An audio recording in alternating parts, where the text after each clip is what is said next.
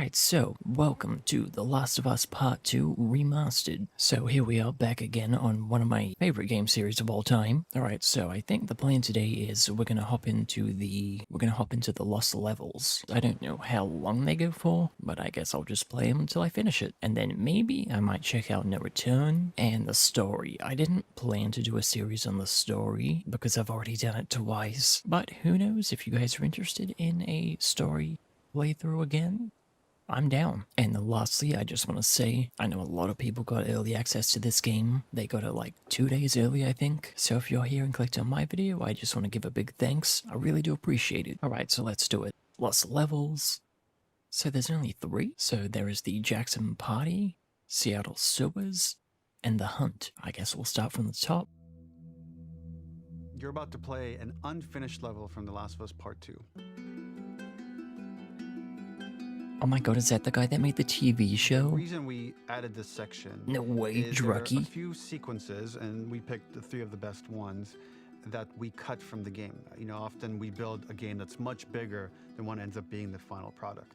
They were months away from being finished, but we wanted to give you an insight of what it's like when we built a game, because often we have this whole thing constructed and it doesn't have final art or audio or dialogue. And here you get to see the building blocks of what it's like when we first string a bunch of these levels together. This is the intro to the first deleted level, and this one is the roughest of the 3. We wanted to show more of how Jackson operates. So this is the festival where Ellie ultimately kisses Dina. This sequence would have come very late in the game as a flashback sequence while you're in the farm with Dina. And we wanted to show what is the rest of Jackson doing, and wanted to put on the stick, make it interactive. So you could see when you're outside, there are all these almost like carnival games that you can play. You could mix drinks, you could play with these kids that are playing a sort of clicker Marco Polo, sit down and listen to conversations. And all the different interactions were first or second pass, very, very early passes. The building blocks are there, but nothing is final. And ultimately, while we were very excited by this sequence, it's pretty fun and lighthearted. It just slowed things too much as we're barreling towards the end of the story at this point. So again, reminder, rough, missing audio, missing animation, missing gameplay tweaks, missing dialogue, but pretty representative of what it would have been. Are you telling me I paid $15 for all this missing shit? Huh?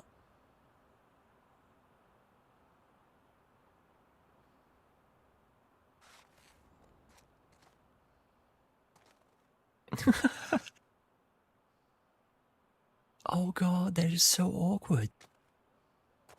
Looks terrible. Alright, so obviously missing dialogue. I feel like they should have added the dialogue at least.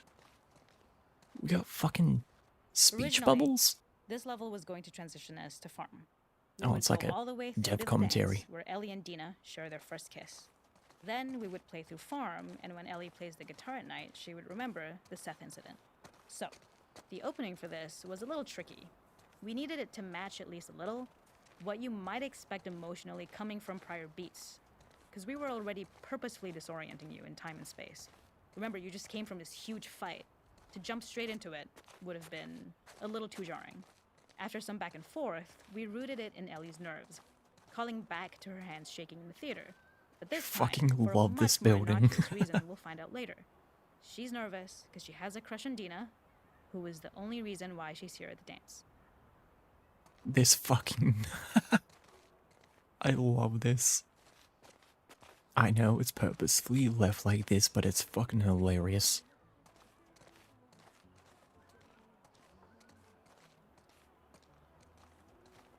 Aw, look at the snowman over there.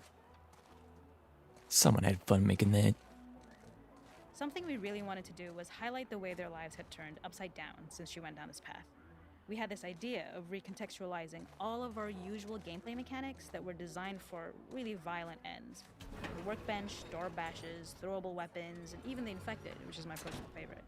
Peppered throughout the level are moments of levity or shared history, all the while seeing how happy and mundane they all were before her huge revenge odyssey. Instead, they didn't focus on happiness at all. They just went for straight up revenge. for like 20 hours.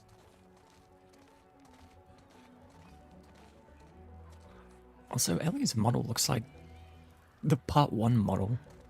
We use our workbench a lot to make a lot of things that kill and maim and hurt people. Here, we had the silly idea of using the same feel, harkening back to the same animations, using the exact same UI to instead fix a drink. Like the workbench, you could pick your base and then you could add something to it. And at the time, we had some different reactions from Ellie based on how strong you chose to make the drink. Something we wanted to prototype though, before it got cut, was picking up some ingredients around to add, like a lime or maybe a bottle of someone's favorite whiskey or salt. Like you were earning upgrades. We also toyed with having Ellie carry around the drink you made and occasionally sip it, psyching herself that up would to have go been talk funny. to Dina inside because she's nervous. It got too noodly though, because she would need to keep placing it somewhere before she did anything. So it would have ended up more trouble than it was worth. No, it would have been fun. I would have vibed with it. This is kind of funny though. Tequila. Okay, doesn't even show it pouring.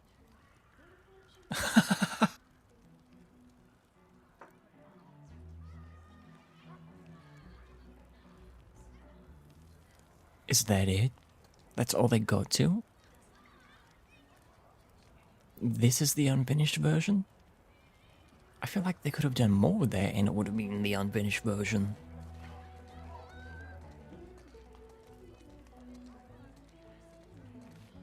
Are those triplets? 3 of the same kids, with the same clothes, and the same face. Move over, schmucks. It's my go.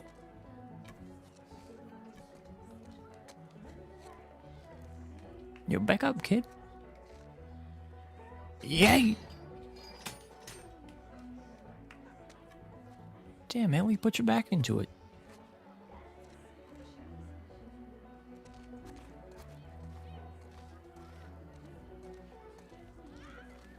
Face painting. Oh, this has to be good. The makeup artist is pretty simple. It's one of those little in-game scenes we peppered in to make it feel like Ellie had roots in the town. Hallie, our writer, mentioned that in her mind, an ex-girlfriend of Ellie's tattooed her arm to cover up her scar. So we figured this might be the only time you get to see that. We wanted to hint at it and allude to it and make it feel like there had been so much more that had been happening and so much more that Ellie threw away.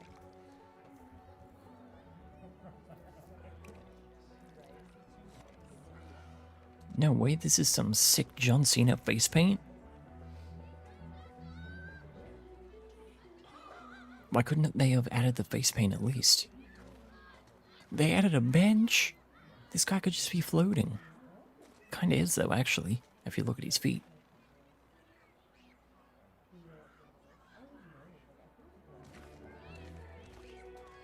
What about this? It is not a festival without one of these throwing games. This one, of course, uses our throwable system where you're often chucking explosive things or stunning things. Where for did a that more ball wholesome come from? purpose, although some people take this game really seriously. A fun aspect of this is if you did well, you could win a toy here. Ellie would place it in her pocket. Yay! If you had done this, you'd find the toy with JJ, the baby, later back at the farm.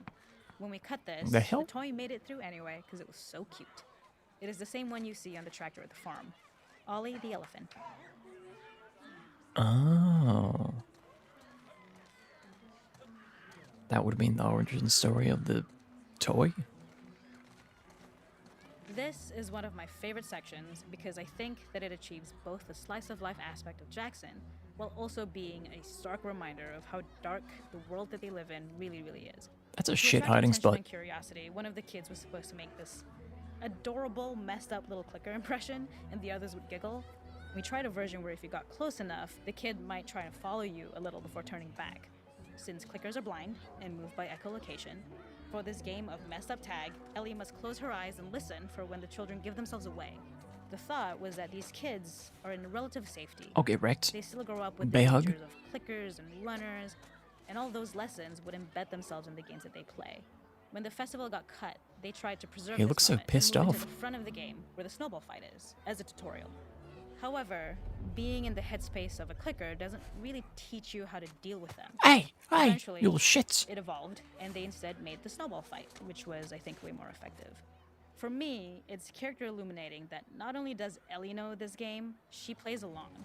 There's a familiarity with the kids that's really nice to see, especially because it's such a difference from the Ellie we see later, who has a sort of hollow normalcy that she's trying to get with JJ, but kind of fails.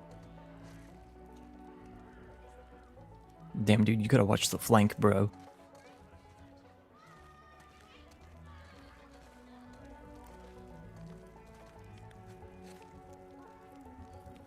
Alright, is this the vibe section?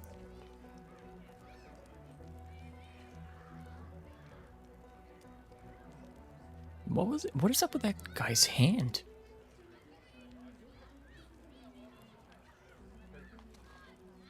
Oh god, that looks rough. He's like, the fuck? This dude's got a straight up ponytail. That just looks awkward.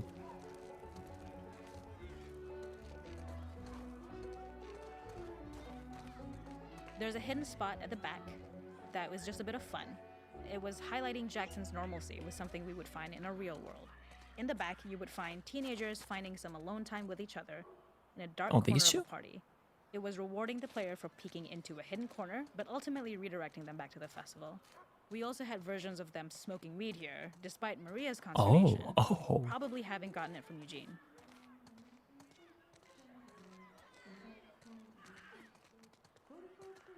So, did I get everything? I feel like I might have not got everything yet.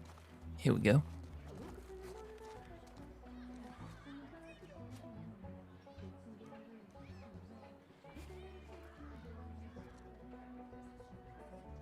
Tell me before he got his shit kicked in.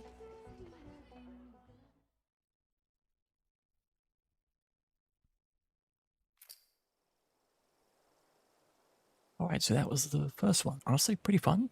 Pretty vibey. I know, it's cool to just get to see what was going to be in the game and what the devs thought about it. Let's go Seattle Sewers.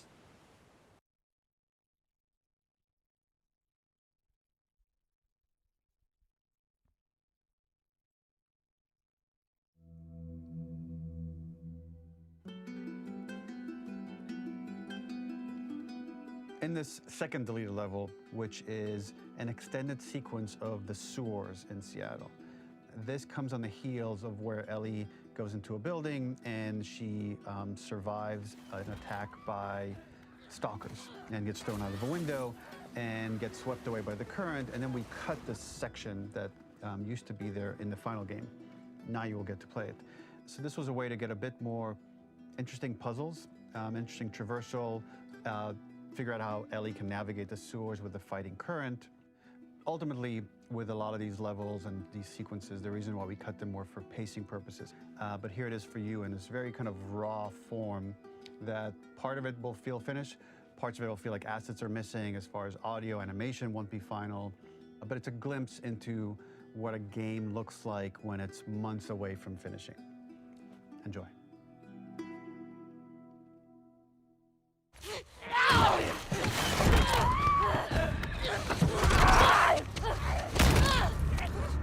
Okay, I can still press square. Nice.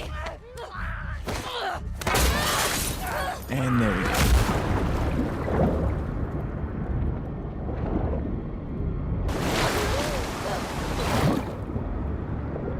Get off me, dude.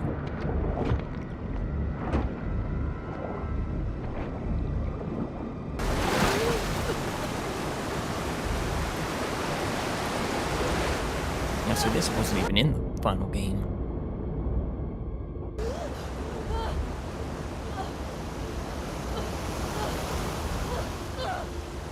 Oh yeah, give me my Crash Bandicoot scene.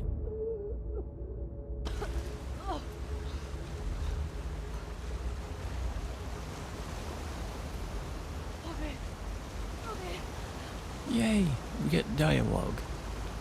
Splat. What am I doing here? Climb to the ledge?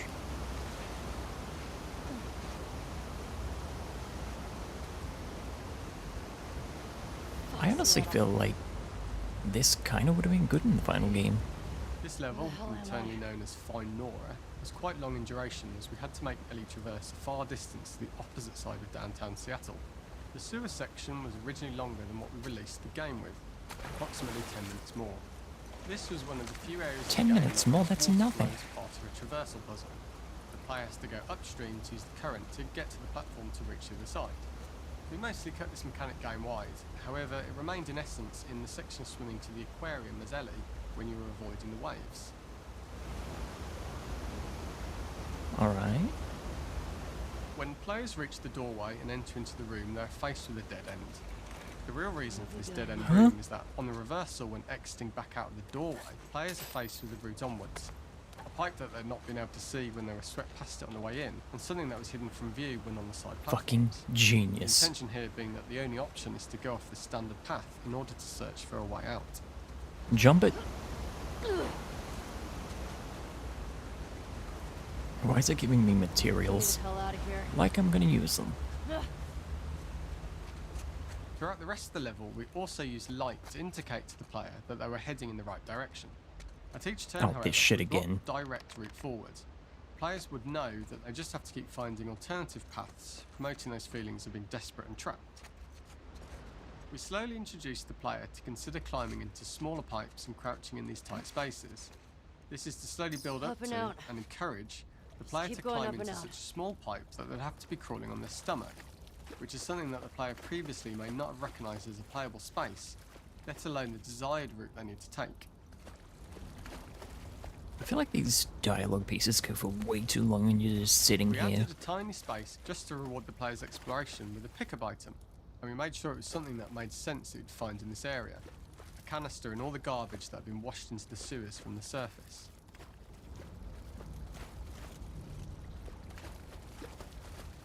We loved the idea of making Ellie prone through a tiny dirty pipe in order to get out, as it was a great opportunity to use our prone mechanic.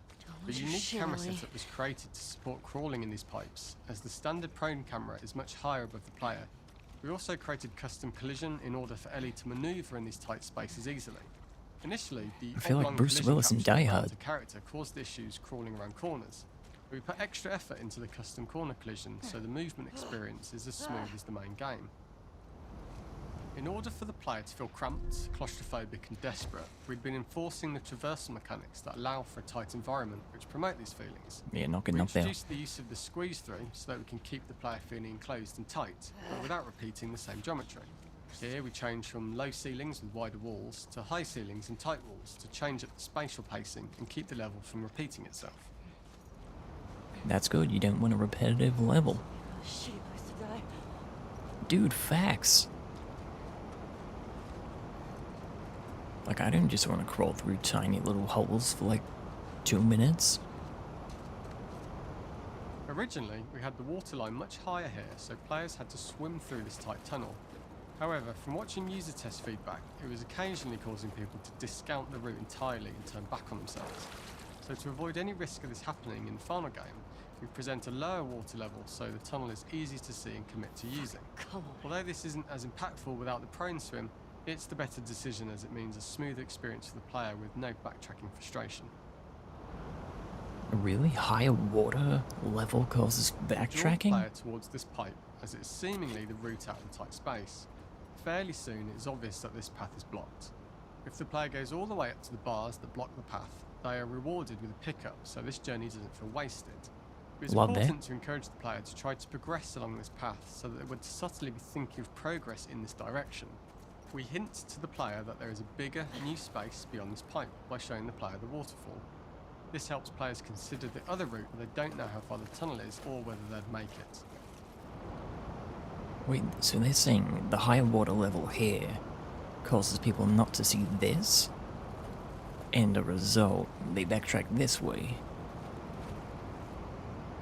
I can kinda see it. As we surface from the water and over the crest of the slope, we reveal what is further in this tunnel.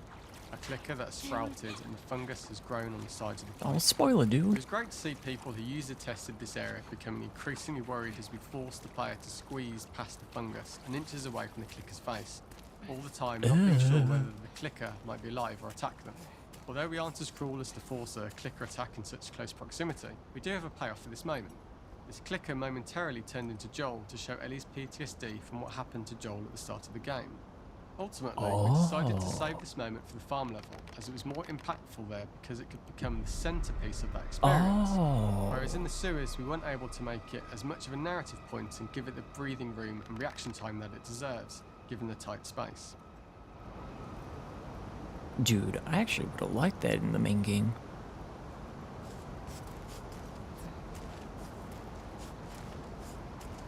Oh shit!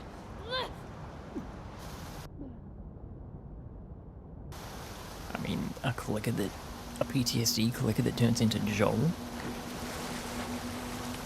But they said they use it on the farm level. I kind of forget what they're referencing. For the final section, we eventually opened you out into a wider area as you traverse through such tight spaces leading up to this. So changing the environmental pacing makes it begin to feel like we're coming to the end of Ellie's ordeal. An earlier iteration used the current that we'd shown at the start for a slightly tougher traversal puzzle to complete the sewers. The ladder was clearly visible from most of the area, but the player was faced with a fast-flowing torrent of water they couldn't cross.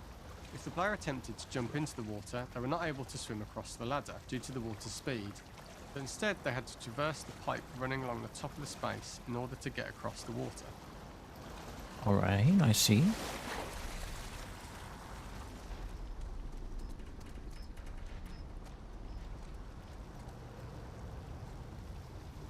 Wait, so that's the way out?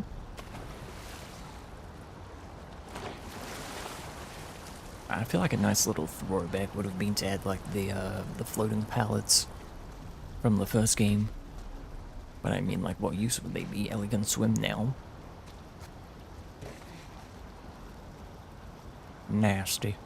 Using this pipe was retained in the iteration we shipped with, as it's the last of the extreme methods Ellie has to undergo in order to escape the sewers, and what she will go through in her pursuit of revenge.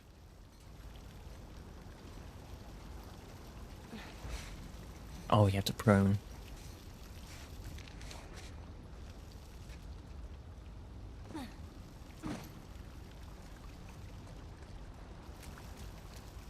The last ladder climb is quite lengthy, and although we could have trimmed it I down to a see. shorter climb, we liked how this last segment of the journey built anticipation for whether there was success at the top or not after all you've been through.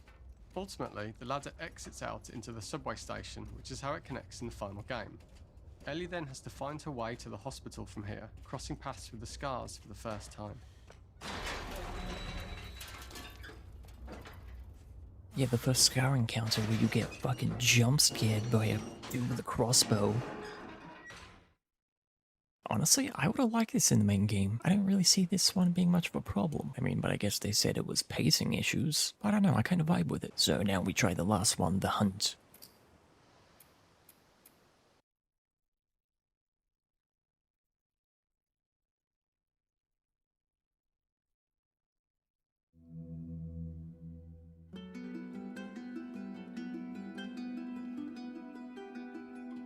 For this third and final deleted level, what we call the boar hunt sequence, this was a sequence pretty late in the game. It was right after the whole Seattle Abby sequence where Abby spares Ellie. And then we wanted to come back into Ellie's story, but keep it a bit mysterious of how much time has passed, where is Ellie now? So we're coming in on Ellie and she's following a trail of blood. And we wanted to mirror in a way the deer hunt sequence from the first game, but this time do it with a boar. And there's something with Ellie that now she can't let go of this violence. She's pursuing it even against this innocent animal. This was another opportunity to show how the violence that Ellie has experienced, the violence that she witnessed being afflicted onto Joel, is still sticking with her, and she's still experiencing these PTSD moments. This was a sequence that was pretty far along and was cut pretty late in production. Parts of it are still really rough, but the gameplay, the building blocks were all there. I think you'll have fun to see, like, again, a rough, unfinished sequence that you can play. You can see all the way to the end, and including a cinematic that we end up cutting. And the remnants of the sequence ended up being mentioned in Ellie's journal. So this part of the story that we developed still made its way into the game as kind of optional stuff that you could read about, but here you get to experience it. So as a reminder, this is pretty rough, months away from being finished, but you get to see it now.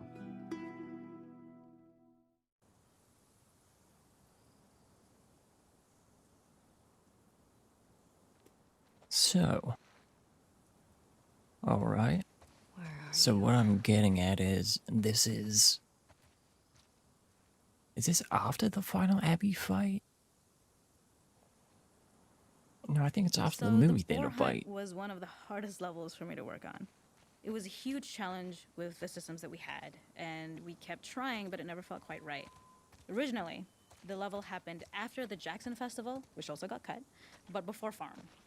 Once the festival got cut, it became the prologue to Farm. The intended experience is that we jump forward in time after the fight with Abby in the theater. We don't know where Dina is. We likely assume she's dead because she was just bleeding out.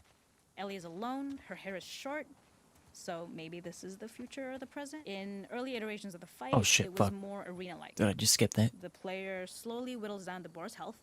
Ellie gets more visceral and more vicious. We get a little worried about her. As the boar gets weaker, more panicked, more feral, and we start feeling sympathetic to the boar was the hope. In all of these iterations, especially of these wider areas, it required custom AI and scripting to make sure it continued to feel organic as an animal, but we really needed it to do specific stuff. It needed to be able to close distances really, really quickly. It needed to charge to attack, but we wanted the feeling of hunting, so we needed to track it down from afar. And we also needed to discourage the player from attacking the boar when it's that close, or it would kind of turn into this melee kerfuffle. How do we do this in our world while keeping the boar believable? I don't know, but I think you're probably going to tell me. We must have gone through 5 or 6 iterations of the boar fight and all, and every single time it changed pretty drastically. We split it into clear phases, where one was like all long range. We tried another where you're getting close and you get the jump on it quite literally. You're jumping off of a rock to attack it. And then finally, we tried a bunch where you almost sort of go around a bunch of trailers and try and wrestle it. We uncovered after some time that taking down a boar over several phases felt very laborious and a little dramatic. It was comically 7 long. phases? It felt too boss-like, a little too gamey.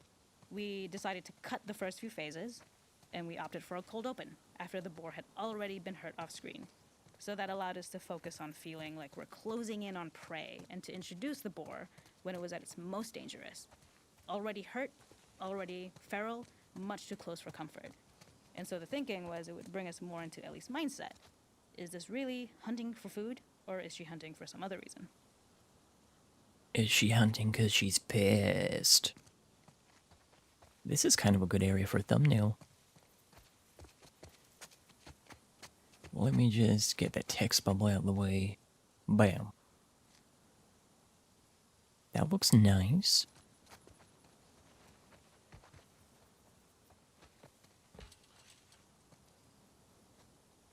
I vibe with it. Also, a 7-phase bullfight? That's longer than a fucking Elden Ring The boss. gas station was built to highlight the boar's destructiveness. Since it's cramped, the boar feels larger. We also feel trapped with it, though perhaps it's trapped with us. Oh When shit! it charges, it gets to us quickly, so we must be on our toes. This made it more aligned with Ellie's sort of hunting for trouble mindset. Listening became more important, as well as moving around slowly so it didn't hear you.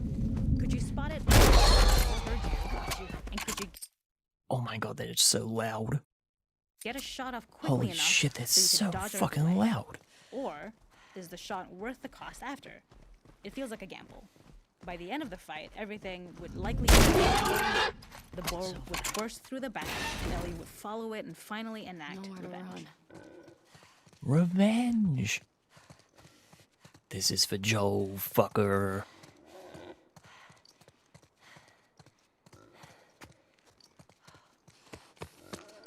The boar kill was supposed to be anything but glorious. With the boar whimpering. Oh wait, that's so stupid. Why does it cut off?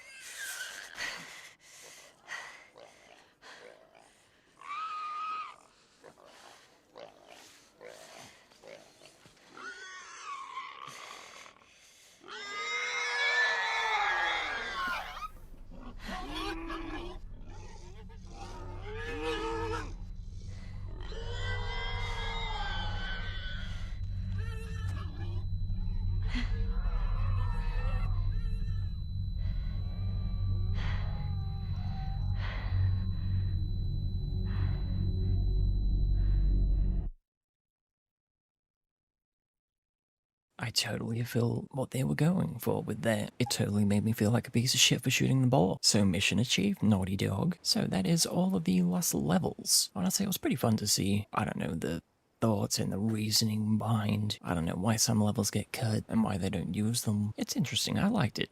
I like this a lot, but I still feel like some of them actually could have worked in the game. Although a 7-phase boss fight would have been a little tedious. I feel like they could have done something with these two, but I get why they didn't. So that is going to be it for all of the lost levels. Took me about roughly 40 minutes. Honestly, not too bad. I enjoyed it. Although I feel like they could have added some more lost levels if they had more, but it was still fun nonetheless. So, I hope you guys enjoyed this video. I think next time I might check out No Return if you guys want to see that. We might do some roguelike runs. I mean, we just had God of War Ragnarok Valhalla DLC, so it'll feel somewhat familiar. And then maybe after that, who knows, I might do a video on the story again. If you want to see it, let me know. So, I hope you guys enjoyed this video. I enjoyed checking out the lost levels, and I hope you guys enjoyed it too. So thank you for watching, and we will see you in the next Last of Us 2 video.